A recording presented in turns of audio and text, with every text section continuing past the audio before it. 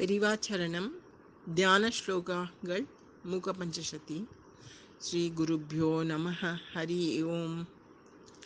ഗുരുർബ്രഹ്മ ഗുരുർവിഷ്ണുഃ ഗുരുർദേവോ മഹേശ്വരഃ ഗുരു സാക്ഷാത് പരം ബ്രഹ്മ തസ്മൈ ശ്രീ ഗുരവേ നമഃ.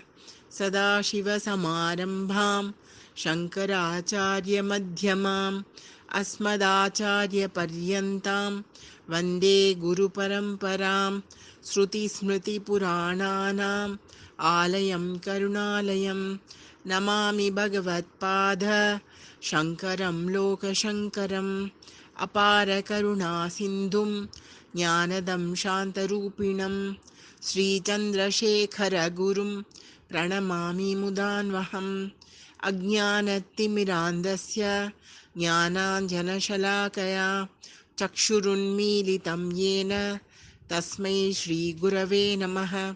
ഗജാനനം ഭൂതഗണാധിസേവിതം കപിത്തജംബൂഫലസാരഭക്ഷിതം ഉമാസുതം ശോകവിനാശകാരണം നമാമി വിഘ്നേശ്വരപാദപങ്കജം. സരസ്വതി നമസ്തുഭ്യം വരദേ കാമരൂപിണി. വിദ്യാരംഭം കരിഷ്യാമി സിദ്ധിർഭവതു മേ സദാ.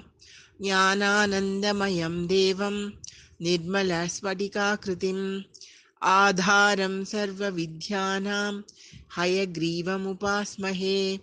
ജയ ജയ ജഗദംബ ശിവേ ജയ ജയ കാമാക്ഷി ജയ ജയാദ്രിസുതേ ജയ ജയ മഹേശദയിതേ ജയ ജയ ചിത്കഗനകൗമുദീധാരേ കുണ്ഡലികുമാരി കുട്ടിലേ ചണ്ഡിചരാചര സവിത്രി ചാമുണ്ഡേ ഗുണിനി ഗുഹാരിണി ഗുഹ്യേ ഗുരുമൂർത്തേ ത്വാം നമാമി കാമാക്ഷി.